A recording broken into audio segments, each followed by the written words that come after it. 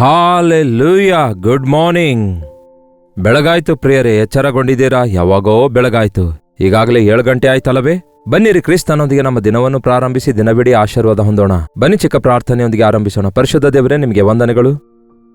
ದೇವರೇ, ಮತ್ತೊಂದು ಹೊಸ ದಿನವನ್ನು ನಮಗೆ ಕೊಟ್ಟಿದ್ದೀರಿ. ಕಳೆದ ದಿನಮಾನಗಳಲ್ಲಿ ನಮ್ಮನ್ನು ಕಾಯ್ದು ಕಾಪಾಡಿ ಮತ್ತೊಂದು ಹೊಸ ದಿನ ಕಂಡಿರುವ ನಾವು ಏನೆಲ್ಲ ಸಾಧಿಸಿದೆವು, ಹೇಗೆ ಜೀವಿಸಿದೆವು, ಎಷ್ಟರ ಮಟ್ಟಿಗೆ ಆಧ್ಯಾತ್ಮಿಕವಾಗಿ ಬೆಳೆಯುತ್ತಿದ್ದೇವೆ ಎಂದು ಪರಿಶೀಲಿಸಿಕೊಳ್ಳುವುದಕ್ಕೆ ಸಹಾಯ ಮಾಡಿರಿ.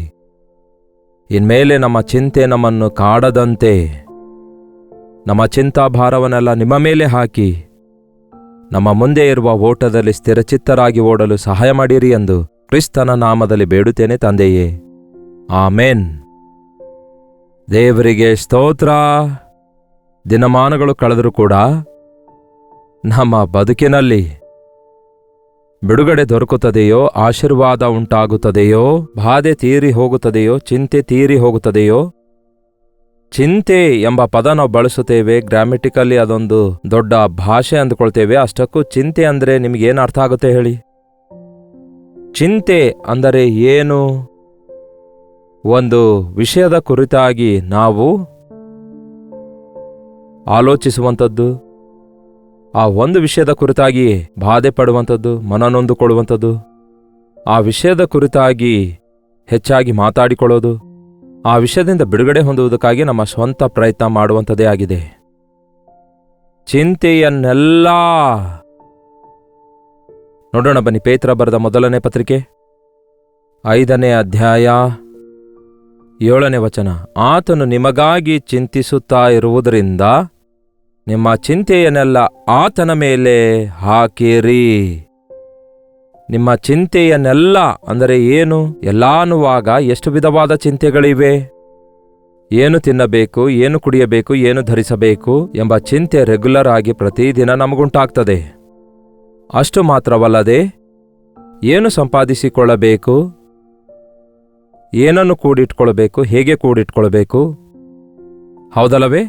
ಈ ಲೋಕದಲ್ಲಿ ನಾವು ಜೀವಿಸುತ್ತಿರುವಾಗ ಅನೇಕ ವಿಧವಾದ ಚಿಂತೆಗಳಿರುತ್ತವೆ. ಮಕ್ಕಳಿಗೆ ವಯಸ್ಸಾಯಿತು, ಅವರಿಗೆ ವಿವಾಹ ಮಾಡಬೇಕು. ವಿವಾಹ ಮಾಡಿದ ಮೇಲೆ ಮಕ್ಕಳ ಜೀವಿತದಲ್ಲಿ, ಅವರ ದಾಂಪತ್ಯ ಜೀವಿತದಲ್ಲಿ ಸಮಾಧಾನ ಇಲ್ಲವಲ್ಲವೇ? ಅವರ ಮಧ್ಯದಲ್ಲಿ ಐಕ್ಯತೆ ಇಲ್ಲವಲ್ಲವೇ ಎಂಬ ಚಿಂತೆ ಈ ದಿನ ಬಹಳಷ್ಟು ಜನ ತಂದೆ ತಾಯಿಗಳಿಗಿದೆ.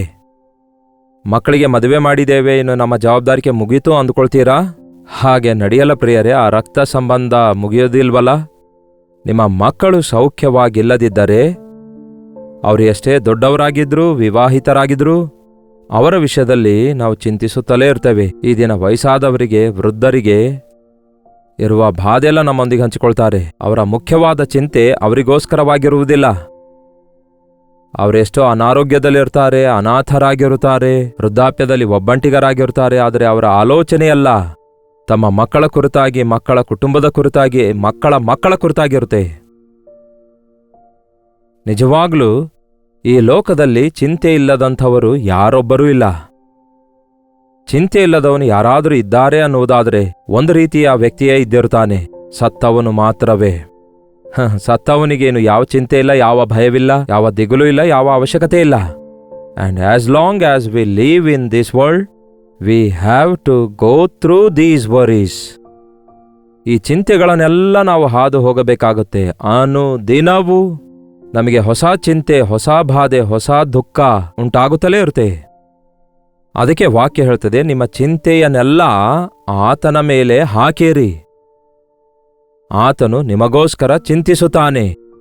ಅಲ್ಲಿ ಕೆಳಗಡೆ ಅದರ ವಿವರಣೆ ಕೊಡಲಾಗಿದೆ. ಆತನು ನಿಮ್ಮನ್ನು ಲಕ್ಷಿಸುತ್ತಾನೆ ಎಂಬುದಾಗಿ ಅದರ ಅರ್ಥವಾಗಿರುತ್ತೆ. ಆತನು ನಿಮ್ಮನ್ನು ನೋಡ್ತಿದ್ದಾನೆ. ನಿಮ್ಮ ಚಿಂತೆಗಳೆಲ್ಲ ಆತನಿಗೆ ಗೊತ್ತು, ನಿಮ್ಮ ಹೋರಾಟಗಳೆಲ್ಲ ಆತನಿಗೆ ಗೊತ್ತು, ನಿಮ್ಮ ಬಾಧೆಗಳೆಲ್ಲ ಆತನಿಗೆ ಗೊತ್ತು. ನೀವು ಹೊತ್ತುಕೊಳ್ತಾ ಇದ್ದೀರಿ, ನೀವು ವೇದನೆಯಲ್ಲಿದ್ದೀರಿ, ಹೋರಾಡುತ್ತಾ ಇದ್ದೀರಿ. ಎಲೆ ಕಷ್ಟಪಡುವವರೇ, ಹೊರೆ ಹೊತ್ತವರೇ, ನೀವೆಲ್ಲ ನನ್ನ ಬಳಿಗೆ ಬನ್ನಿರಿ, ನಾನು ನಿಮಗೆ ವಿಶ್ರಾಂತಿ ಕೊಡುವೆನು ಎಂದು ಯೇಸು ಹೇಳಿದ್ದಾರೆ. ಯಾಕೆ ನೀವು ನಿಮ್ಮ ಚಿಂತೆ ನೀವೇ ಹೊತ್ಕೊಂಡು ಹೋಗ್ತೀರಿ? ನನ್ನ ಮೇಲೆ ಹಾಕಿರಿ. ನಿಮ್ಮ ಚಿಂತೆಯೆಲ್ಲ ನನಗೆ ಕೊಡಿರಿ, ನನ್ನ ಸನ್ನಿಧಿಯಲ್ಲಿ ಹಂಚಿಕೊಳ್ಳಿರಿ. ಅದು ಎಷ್ಟು ಕಷ್ಟ ಅಲ್ಲವೋ ನಮಗೆ? ಎಷ್ಟೋ ಹೊತ್ತು ನಮ್ಮ ಚಿಂತೆಯ ಕುರಿತು ಚಿಂತಿಸ್ತೇವೆ, ಊರಿಗೆಲ್ಲ ಹಂಚಿಕೊಳ್ತೇವೆ. ಆದರೆ ಮೊಳಕಾಲೂರಿ, ಏಸಯ್ಯ, ಇದು ನನ್ನ ಬಾಧೆ, ಇದು ನನ್ನ ಚಿಂತೆ, ಇದು ನನ್ನ ಸಮಸ್ಯೆ ಎಂದು ದೇವರಿಗೆ ಹಂಚಿಕೊಂಡು ದೇವರ ಮೇಲೆ ಹಾಕುವುದಾದರೆ ಎಷ್ಟೋ ದೊಡ್ಡ ಬಿಡುಗಡೆ ಉಂಟಾಗತ್ತೆ. ಈ ದಿನಗಳಲ್ಲಿ ಬಹಳಷ್ಟು ಜನ ಚಿಂತೆಯನ್ನೆಲ್ಲ ದೇವರಿಗೆ ಹಂಚಿಕೊಳ್ತೇನೆ ಅನ್ನುತ್ತಾರೆ, ಯಾವಾಗಲೂ ದೇವರಿಗೆ ಹಂಚಿಕೊಳ್ತೇನೆ ಅನ್ನುತ್ತಾರೆ, ಮತ್ತೆ ಆ ಚಿಂತೆಯನ್ನು ಅವರೇ ಹೊರುತ್ತಾ ಇರ್ತಾರೆ. ಒಮ್ಮೆ ಒಬ್ಬ ವ್ಯಕ್ತಿ ಭಾರವುಳ್ಳ ಚೀಲ ಹೊತ್ಕೊಂಡು ಹೋಗ್ತಾ ಇರುವಾಗ ಕಾರಲ್ಲೋ ಬೈಕಲ್ಲಿ ಹೋಗುವಂತಹ ವ್ಯಕ್ತಿ ಆ ವೃದ್ಧನಿಗೆ ನೋಡಿ, ಬಾಯ ನನ್ನ ಕಾರು ಹತ್ತು ಅಂತ ಹೇಳ್ದ. ಕಾರಲ್ಲಿ ಹತ್ತಿಸಿಕೊಂಡು ಅವನನ್ನು ಕರೆದೊಯ್ತಾ ಇದ್ರೆ ಆ ಕಾರ್ ಓಡಿಸುವ ವ್ಯಕ್ತಿ ಮಿರರಲ್ಲಿ ನೋಡಿದ್ರೆ ಹಿಂದೆ ಕೂತಿರುವ ವ್ಯಕ್ತಿ ತಲೆ ಮೇಲೆ ಚೀಲ ಹೊತ್ಕೊಂಡು ಕೂತ್ಕೊಂಡಿದ್ದ. ಯಾಕಯ್ಯ ಚೀಲ ಹೊತ್ಕೊಂಡಿದ್ದಿ, ಆ ಕಾರ್ ಸೀಟ್ ಮೇಲೆ ಇಟ್ಬಿಡು, ಪಕ್ಕದಲ್ಲೇ ಕೆಳಗೆ ಇಟ್ಕೋ ಅಂದಾಗ ನನ್ನನ್ನೇ ನೀವು ಉಚಿತವಾಗಿ ಕರೆದೊಯ್ತಾ ಇದ್ದೀರಿ, ನನ್ನ ಚೀಲವೂ ಕೂಡ ನಿಮ್ಗೆ ಯಾಕೆ ಭಾರ ಆಗ್ಬೇಕು ಅಂದ. ಹಾಗೆಯೇ ಇದ್ದಾರೆ ಅನೇಕರು. ಯೇಸುವನ್ನು ನಂಬಿದ್ದೇವೆ ಅನ್ನುತ್ತಾರೆ, ಯೇಸು ನಮ್ಮ ಭಾರವನ್ನೆಲ್ಲ ಹೊತ್ತುಕೊಳ್ಳುತ್ತಿದ್ದಾರೆ ಎಂದು ಹೇಳುತ್ತಾರೆ, ಆದರೆ ನಮ್ಮ ಭಾರವೆಲ್ಲ ನಮ್ಮ ತಲೆ ಮೇಲೆ ನಾವೇ ಇಟ್ಕೊಳ್ತೇವೆ. ನಿಮ್ಮ ಚಿಂತೆಗಳನ್ನೆಲ್ಲ ನನ್ನ ಮೇಲೆ ಹಾಕಿರಿ ಅಂದಿದ್ದಾರೆ. Cast your worries on me, ನಿಮ್ಮ ಚಿಂತೆಗಳನ್ನೆಲ್ಲ ಹಾಕಿರಿ. ಎಂತಹ ದೊಡ್ಡ ದೇವರು ನಮಗಿದ್ದಾರೆ ನೋಡಿ. ಲೋಕದ ಪಾಪವನ್ನೆಲ್ಲ ಹೊತ್ತುಕೊಂಡು ಹೋದ ಯೇಸು ನಿಮ್ಮ ನನ್ನ ಭಾರವನ್ನು ಹೊತ್ತುಕೊಂಡು ಹೋಗುವುದಕ್ಕಾಗಿ ಯಾವಾಗಲೂ ಆತನು ಸಿದ್ಧವಾಗಿದ್ದಾನೆ.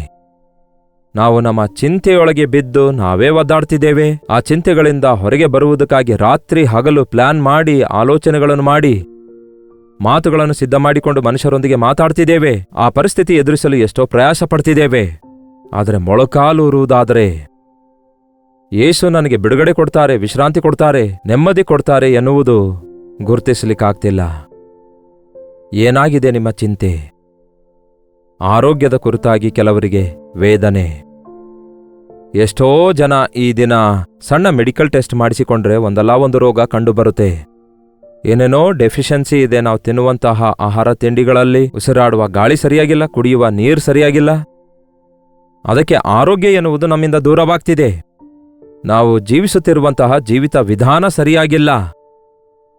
ಕಳೆದ ದಿನಮಾನಗಳಲ್ಲಿ ಮನುಷ್ಯರು ಕಷ್ಟಪಡ್ತಾ ಇದ್ರು, ಬೆವರು ಸುರಿಸುತ್ತಾ ಇದ್ರು, ನಡೆಯುವವರಾಗಿದ್ರು, ಓಡುವವರಾಗಿದ್ರು. ಈ ದಿನಮಾನಗಳಲ್ಲಿ ಹೊಟ್ಟೆಯೊಳಗೆ ತಣ್ಣದ್ಯಾವುದು ಅಂದರೆ ಮಜ್ಜಿಗೆ ಕೂಡ, ಆ ಮಜ್ಜಿಗೆ ಕೂಡ ಹೊಟ್ಟೆಯೊಳಗೆ ಕದಲಲಾರದೆ ಕೂತ್ಕೊಳ್ತಾರಂತೆ. ಹೊಟ್ಟೆಯಲ್ಲಿರುವ ಮಜ್ಜಿಗೆ ಕೂಡ ಕದಲುತ್ತಾ ಇಲ್ಲವೋ ಅಷ್ಟೊಂದು ಮಟ್ಟಿಗೆ ಒಂದೇ ಸ್ಥಳದಲ್ಲಿ ಇದ್ದುಕೊಂಡು ಕೆಲಸ ಮಾಡ್ತಾರೆ. ಕಂಪ್ಯೂಟರ್ ಮುಂದೆ ಹಾಗೆಯೇ ಅಲ್ಲವೋ ಮಾಡೋದು. ಯಾವಾಗ ನೋಡಿದ್ರು we are concentrating on something.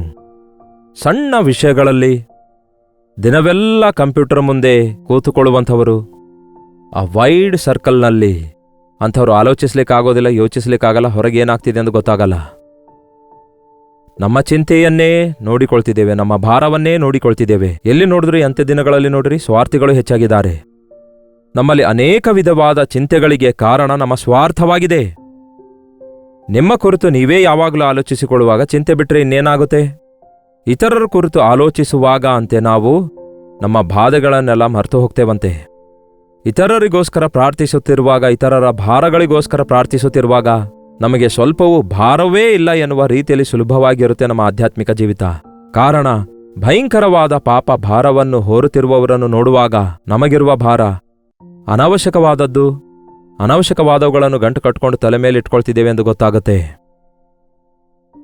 ನಿಮ್ಮ ಚಿಂತೆಯನ್ನೆಲ್ಲ ನನ್ನ ಮೇಲೆ ಹಾಕಿರಿ, ನಿಮಗಾಗಿ ನಾನು ಚಿಂತಿಸುತ್ತೇನೆ ಎಂದು ಯೇಸು ಹೇಳಿದರೆ, ಒಮ್ಮೆ ಮೊಳಕಾಲೂರಿ ಯೇಸುವಿಗೆ ಪ್ರಾರ್ಥನೆಯಲ್ಲಿ ಹಂಚಿಕೊಂಡ ನಂತರ, ನಿಮ್ಮ ಪಾಪ ಒಪ್ಪಿಕೊಂಡ ನಂತರ ಅದರ ವಿಷಯ ನೀವು ಚಿಂತಿಸುವ ಅಗತ್ಯವಿಲ್ಲ. ಅವುಗಳನ್ನು ಜ್ಞಾಪಕ ಮಾಡಿಕೊಳ್ಳುವ ಅವಶ್ಯಕತೆ ಇಲ್ಲ. ಅದನ್ನು ನೀವು ಮತ್ತೆ ಮುಂದುವರಿಸಬಾರದು. ದೋಷಗಳನ್ನು ಮುಚ್ಚಿಕೊಳ್ಳುವವನಿಗೆ ಶುಭವಾಗದು, ಆದರೆ ಅವುಗಳನ್ನು ಒಪ್ಪಿಕೊಂಡು ಬಿಟ್ಟು ಬಿಡುವವನಿಗೆ ಕನಿಕರ ದೊರಕುವುದು. ವಾಕ್ಯ ನಂಬಿರಿ. ಒಪ್ಪಿಕೊಂಡ ಪಾಪ ಕ್ಷಮಿಸಲ್ಪಟ್ಟಿದೆಯಲ್ಲವೇ, ಮತ್ತೆ ಯಾಕೆ ಅದನ್ನು ಕೆದರಿಕೊಳ್ಳುತ್ತೀರಿ? ಅದನ್ನು ಮತ್ತೆ ಮತ್ತೆ ಯಾಕೆ ಯೋಚಿಸ್ತೀರಿ? ಯಾಕೆ ಮೇಲಿಂದ ಮೇಲೆ ಅದರ ಬಗ್ಗೆ ಯೋಚಿಸಿ ಯಾಕೆ ಅದರ ಬಗ್ಗೆ ಜ್ಞಾಪಕ ಮಾಡಿಕೊಳ್ತಾ ಇರ್ತೀರಿ? ದಿನಾಲೂ ನಾನು ಪಾಪಿ ದೇವ್ರೆ, ಪಾಪಿ ದೇವ್ರೆ, ಪಾಪಿ ದೇವ್ರೆ ಎಂದು ಪ್ರಾರ್ಥಿಸುವಂಥವ್ರು ಕೆಲವರಿದ್ದಾರೆ. ಅವಶ್ಯಕತೆ ಇಲ್ಲ. ತನ್ನ ದ್ರೋಹಗಳಿಗಾಗಿ ಪಶ್ಚಾತ್ತಾಪ ಪಟ್ಟಂಥವನೇ ಧನ್ಯನು. ಒಂದು ಸಾರಿ ನಾವು ನಮ್ಮ ಪಾಪಗಳಿಗಾಗಿ ಪಶ್ಚಾತ್ತಾಪ ಪಟ್ಟು ಒಪ್ಪಿಕೊಳ್ಳುವುದಾದರೆ ಕ್ಷಮಿಸಲಾಗ್ತದೆ. ದೇವರು ಹೇಳ್ತಾರೆ, ನಾನೇ ನಿಮ್ಮ ಎಲ್ಲ ದ್ರೋಹಗಳನ್ನು, ನಿಮ್ಮ ದೋಷಗಳನ್ನು ಕ್ಷಮಿಸುತ್ತಿದ್ದೇನೆ, ಅವುಗಳನ್ನೆಲ್ಲ ಅಳಿಸಿ ಹಾಕುತ್ತೇನೆ, ಅವುಗಳನ್ನು ಇನ್ನೆಂದಿಗೂ ನಾನು ಜ್ಞಾಪಕದಲ್ಲಿಟ್ಕೊಳ್ಳಲ್ಲ ಅನ್ನುತ್ತಾರೆ. ಅನುದಿನವೂ ಅನೇಕ ವಿಧವಾದ ಅವಶ್ಯಕತೆಗಳು, ಕೊರತೆಗಳು ನಮಗೆದುರಾಗ್ತವೆ. ಅವುಗಳನ್ನು ಚಿಂತೆಯಾಗಿ ಮಾಡಿಕೊಳ್ಳಬಾರದು. ಪ್ರತಿ ಅವಶ್ಯಕತೆ ತೀರಿಸುವ ದೇವರಿಗೆ ಮೊರೆ ಇಡಬೇಕು. ಪ್ರತಿ ಕೊರತೆಯನ್ನು ತೀರಿಸಬಲ್ಲಂತಹ ಕರ್ತನಲ್ಲಿ ನೀವು ನಂಬಿಕೆ ಇಡುವವರಾಗಿರಬೇಕು. ಜೀವಿತದಲ್ಲಿ ಏರಿಳಿತಗಳಿರುತ್ತವೆ, ಆದರೆ ಮಾರ್ಗಗಳನ್ನು ಸರಾಗ ಮಾಡುವಾತನೇ ನಮ್ಮ ಕರ್ತನಾಗಿದ್ದಾರೆ. ಅದಕ್ಕೆ ಬೆಳಗ್ಗೆ ಬೇಗ ಎದ್ದು ನಿಮ್ಮ ಚಿಂತೆಯನ್ನೆಲ್ಲ ಆತನ ಮೇಲೆ ಹಾಕಿರಿ. ಈ ದಿನ ಎಷ್ಟೋ ಕೆಲಸಗಳಿವೆ, ಎಷ್ಟೋ ಬಿಲ್ ಕಟ್ಟಬೇಕಲ್ಲವೇ? ತಿಂಗಳು ಶುರು ಆದ್ರೆ ಸಾಕು, ಬಹಳ ಜನರಿಗೆ ಚಿಂತೆ ಇರುತ್ತೆ.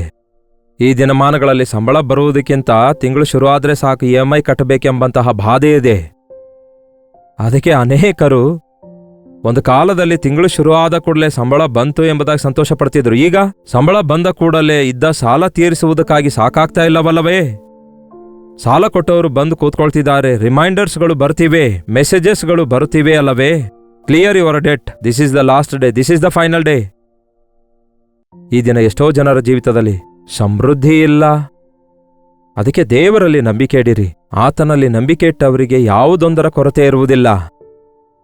ಆರ್ಥಿಕ ಅವಶ್ಯಕತೆಗಳನ್ನು ತೀರಿಸುವಾತನು, ಆರ್ಥಿಕ ಪರಿಸ್ಥಿತಿ ಸರಿಪಡಿಸುವಾತನು, ಪರಿಸ್ಥಿತಿಗಳೆಲ್ಲ ಸರಿಪಡಿಸುವಾತನು, ನಮ್ಮ ಸುತ್ತಲೂ ಎದುರಾಗುವಂತಹ ಪ್ರತಿಯೊಂದು ಹೋರಾಟಗಳಲ್ಲಿ ನಮಗೆ ಜಯ ಕೊಟ್ಟು ನಮ್ಮ ಮಾರ್ಗಗಳನ್ನೆಲ್ಲ ಸರಾಗ ಮಾಡುವಾತನೇ ನಮ್ಮ ಕರ್ತನಾಗಿದ್ದಾರೆ.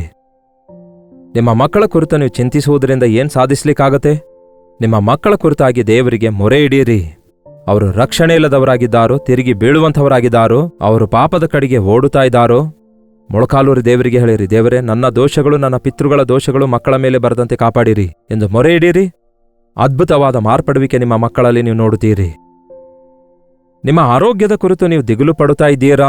ನಿಮಗೆ ಆರೋಗ್ಯವನ್ನುಂಟು ಮಾಡುವೆನು, ನಿಮ್ಮ ಗಾಯಗಳನ್ನು ಮುಚ್ಚುವೆನು, ನಿಮ್ಮನ್ನು ಸ್ವಸ್ಥಪಡಿಸುವ ಯೆಹೋವನು ನಾನೇ ಎಂಬ ವಾಗ್ದಾನವನ್ನು ಜ್ಞಾಪಕ ಮಾಡಿಕೊಂಡು ಆತನಲ್ಲಿ ನಂಬಿಕೆಡಿರಿ.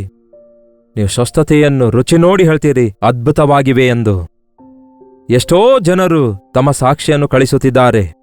ಸ್ಟ್ರೋಕ್ ಬಂದು ಕೈಕಾಲುಗಳು ಬಿದ್ದೋದಂತಹ ಸಂದರ್ಭದಲ್ಲಿ ದೇವರಿಗೆ ಮೊರೆ ಇಟ್ಟಾಗ, ದೇವರೇ ನನಗೆ ಜ್ಞಾಪಕ ಮಾಡಿಕೊ ಅಂದಾಗ, ಹಾಸ್ಪಿಟಲ್ನಲ್ಲಿ ಅಡ್ಮಿಟ್ ಆಗಬೇಕು, ಲಾಂಗ್ ಟ್ರೀಟ್ಮೆಂಟ್ ಆಗಬೇಕೆಂದಿರುವವರು ಅದ್ಭುತವಾಗಿ ನೋ ಸರ್ಜರಿ ಈಸ್ ನೆಸೆಸರಿ ಆ ರೀತಿ ಹೇಳೋದು ಮಾತ್ರವಲ್ಲ, ಪರಿಪೂರ್ಣವಾದ ಆರೋಗ್ಯದಿಂದ ತಿರುಗಿ ಬಂದು ಸಾಕ್ಷಿ ಕೊಡ್ತಿದ್ದಾರೆ. ನಿಮ್ಮ ಚಿಂತೆ ಯಾವುದರ ಕುರಿತಾಗಿದೆ? ದುಡ್ಡಿನ ಕುರಿತಾಗಿಯೋ? ದುಡ್ಡು ಮುಖ್ಯವಲ್ಲ ಪ್ರಿಯರೇ. ಯಾವ ರೀತಿಯಾಗಿ, ಎಲ್ಲಿಂದ ದೇವರು ಹೇಗೆ ನಮ್ಮ ಅವಶ್ಯಕತೆಗಳೆಲ್ಲ ತೀರಿಸುತ್ತಾರೋ ಗೊತ್ತಿಲ್ಲ. ಅದಕ್ಕೆ ದುಡ್ಡಿನ ಕುರಿತು ಚಿಂತೆ ಮಾಡಬೇಡಿರಿ. ಯೆಹೋವ ಈರೇ ಆತನೇ ನೋಡಿಕೊಳ್ಳುತ್ತಾನೆ. ನಿಮ್ಮ ಆಧ್ಯಾತ್ಮಿಕ ಜೀವಿತದಲ್ಲಿ ನಂಬಿಕೆಯಲ್ಲಿ ಬೆಳೆಯುವುದಕ್ಕಾಗಿ ಈ ಕೊರತೆಗಳು, ಈ ಸಮಸ್ಯೆಗಳು, ಈ ಚಿಂತೆಗಳು ನಮಗಾಶೀರ್ವಾದಕರವಾಗಿ ಮಾರ್ಪಡ್ತವೆ. ಆ ಯೇಸು ನಿಮಗಾಗಿ ಚಿಂತಿಸುವ ಆತನಾಗಿರುವುದರಿಂದ ನಿಮ್ಮ ಚಿಂತೆಯನ್ನೆಲ್ಲ ಆತನ ಮೇಲೆ ಹಾಕಿರಿ. ಈ ದಿನ ಎಲ್ಲ ಚಿಂತೆ ಆತನ ಮೇಲೆ ಹಾಕಿದ್ದೇವೆ ಅಂದರೆ ನಡೆಯಲ್ಲ. ಬೆಳಗಾದ ಕೂಡಲೇ ಮತ್ತೊಂದು ಚಿಂತೆ ನಮಗೆ ಕಾಡುತ್ತಾ ಇರುತ್ತೆ ಅಲ್ಲವೇ? ಚಿಂತೆ ಮಾಡಿ ಮಾಡಿ ಯಾರೂ ಕೂಡ ಮೊಳ ಉದ್ದ ಬೆಳೆಯುವುದಿಲ್ಲ. ಆ ಹೊತ್ತಿನ ಕಾಟ ಆ ಹೊತ್ತಿಗೆ ಸಾಕು. ನಾಳೆಯ ಕುರಿತಾಗಿ ಚಿಂತಿಸಬೇಡಿರಿ. ನಮ್ಮಲ್ಲಿ ಅನೇಕರ ಚಿಂತೆ ಈ ದಿನಕ್ಕಾಗಿ ಅಲ್ಲ, ನಾಳೆಯ ಕುರಿತಾಗಿದೆ. ಈ ದಿನಕ್ಕಾಗಿ ದೇವರು ನಿಮಗೆ ಒದಗಿಸಿದಾರೋ ಸ್ತೋತ್ರ. ದೇವರೇ, ಆಹಾರ ಕೊಟ್ಟಿದ್ದೀರಿ ವಂದನೆ, ಈ ವಸ್ತ್ರ ಕೊಟ್ಟಿದ್ದೀರಿ ವಂದನೆ, ಈ ಸಮಸ್ಯೆಗಳನ್ನು ತೀರಿಸಿದ್ದೀರಿ ವಂದನೆ, ಈ ಬಿಲ್ಲು ಕಟ್ಟುವುದಕ್ಕಾಗಿ ಸಹಾಯ ಮಾಡಿದ್ದೀರಿ ವಂದನೆ. ಆದರೆ ನಾಳೆ ಹೇಗೆ ಅನ್ನಬೇಡಿರಿ. ಅನುದಿನವೂ ಆತನಿಗೆ ನೂತನವಾಗಿ ವಾತ್ಸಲ್ಯವು ಹುಟ್ಟುವಂಥದ್ದಾಗಿದೆ. ನಾಳೆಯ ಚಿಂತೆ ನಿಮಗೆ ಬೇಡ. ಆ ಹೊತ್ತಿನ ಕಾಟ ಆ ಹೊತ್ತಿಗೆ ಸಾಕು. ನಾಳೆಯ ಕುರಿತಾಗಿ ವರಿ ಮಾಡಿಕೊಳ್ಬಾರ್ದು. ನಾಳೆಯ ಕುರಿತಾಗಿಯೂ ನಿಮ್ಮ ಭವಿಷ್ಯವೆಲ್ಲದರ ಕುರಿತಾಗಿಯೂ ಬಹಳ ಚೆನ್ನಾಗಿ ಅರ್ಥ ದೇವರಾಗಿದ್ದಾರೆ. ನಿಮ್ಮ ಪ್ರತಿ ಅವಶ್ಯಕತೆಯನ್ನು ತೀರಿಸುತ್ತಾರೆ. ನನಗೆ ಮೊರೆ ಇಡಿರಿ, ನಿಮಗೆ ಉತ್ತರಿಸುತ್ತೇನೆ. ನನಗೆ ಮೊರೆ ಇಡಿರಿ, ನಿಮಗೆ ಅಗೋಚರವಾಗಿರುವಂತಹ ಗೂಢಾರ್ಥಗಳನ್ನೆಲ್ಲ ತಿಳಿಯಪಡಿಸುತ್ತೇನೆ ಅಂದಿದ್ದಾರೆ ದೇವರು. ಈ ದಿನ ಎಂಥದೇ ಬಾಧೆಯಲ್ಲಿ, ಚಿಂತೆಯಲ್ಲಿ, ಸಮಸ್ಯೆಯಲ್ಲಿ ನೀವಿದ್ದಿರಬಹುದು. ತಲೆಬಾಗಿಸಿ ಪ್ರಾರ್ಥನೆ ಮಾಡೋಣ. ನಮ್ಮೊಂದಿಗೆ ನೀವು ಕೂಡ ಪ್ರಾರ್ಥಿಸಿರಿ. ದೇವರು ಬಿಡಿಸಿದ್ದಾರೆ ಎಂದು ನಂಬಿರಿ. ದೇವರು ಅದ್ಭುತ ಕಾರ್ಯ ಮಾಡ್ತಾರೆ. ಪ್ರಾರ್ಥನೆ. ಪರಿಶುದ್ಧ ದೇವರೇ, ಪ್ರೀತಿಯುಳ್ಳ ತಂದೆಯೇ, ಈ ಲೋಕ ಸಂಬಂಧವಾದವುಗಳ ಕುರಿತೇ ನಾವು ಚಿಂತಿಸುತ್ತಿದ್ದೇವೆ ಹೊರತು ಕ್ರಿಸ್ತನ ಹಾಗೆ ನಾನಿಲ್ಲವಲ್ಲ. ಆಧ್ಯಾತ್ಮಿಕ ಜೀವಿತದಲ್ಲಿ ಬೆಳೆಯುತ್ತಿಲ್ವಲ್ಲ. ನನ್ನ ನಂಬಿಕೆಯ ಪ್ರಮಾಣ ಬೆಳೆಯುತ್ತಾ ಇಲ್ವಲ್ಲ. ಪರಿಶುದ್ಧತೆ ಹೊಂದಿಕೊಂಡು ಅದರಲ್ಲಿ ಬೆಳೆಯುತ್ತಾ ಇಲ್ವಲ್ಲ. ಕುಗ್ಗಿದ ಜಜ್ಜಿದ ಹೃದಯ ಕಾಪಾಡಿಕೊಳ್ತಿಲ್ವಲ್ಲ ಎಂಬ ಆಧ್ಯಾತ್ಮಿಕ ಚಿಂತನೆಯನ್ನು ನಮಗೆ ದಯಪಾಲಿಸಿರಿ. ಮೇಲಿಂದ ಮೇಲೆ ನಮ್ಮ ಬಲಹೀನತೆ ನಿಮ್ಮ ಸನ್ನಿಧಿಯಲ್ಲಿ ಒಪ್ಪಿಕೊಳ್ಳುತ್ತಾ, ನಿಮ್ಮ ಸನ್ನಿಧಿಯಲ್ಲಿ ಕಾದುಕೊಂಡು ನೂತನ ಬಲ ಹೊಂದಿಕೊಳ್ಳುವಂತೆ, ಆತ್ಮದಲ್ಲಿ ಬೆಳೆಯುತ್ತಾ ಎಲ್ಲಾ ವಿಷಯಗಳಲ್ಲಿ ಅಭಿವೃದ್ಧಿ ಹೊಂದುವಂತೆ ಈ ಅನುದಿನದ ಧ್ಯಾನದಲ್ಲಿ ಐಕ್ಯವಾಗಿರುತ್ತಾ ದಿನವೂ ನಿಮ್ಮ ವಾಕ್ಯ ಕೇಳಿ ತಮ್ಮ ಜೀವಿತ ಸರಿಪಡಿಸಿಕೊಳ್ತಿರುವ ಪ್ರತಿಯೊಬ್ಬರನ್ನು ಸಂಧಿಸಿರಿ ಎಂದು ಕ್ರಿಸ್ತನ ನಾಮದಲ್ಲಿ ಬೇಡುತ್ತೇನೆ ತಂದೆಯೇ, ಆಮೇನ್.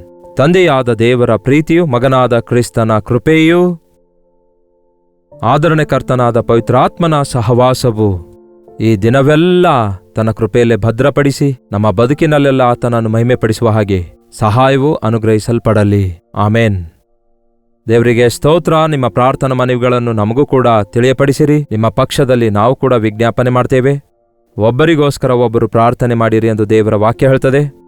ಹಾಗಾಗಿ ಒಂದು ಟೆಕ್ಸ್ಟ್ ಆಗಲಿ, ವಾಯ್ಸ್ ಮೆಸೇಜ್ ಆಗಲಿ ವಾಟ್ಸಪ್ ಮುಖಾಂತರ ಕಳಿಸಿಕೊಡಿರಿ 8939731313 ನಂಬರ್ಗೆ.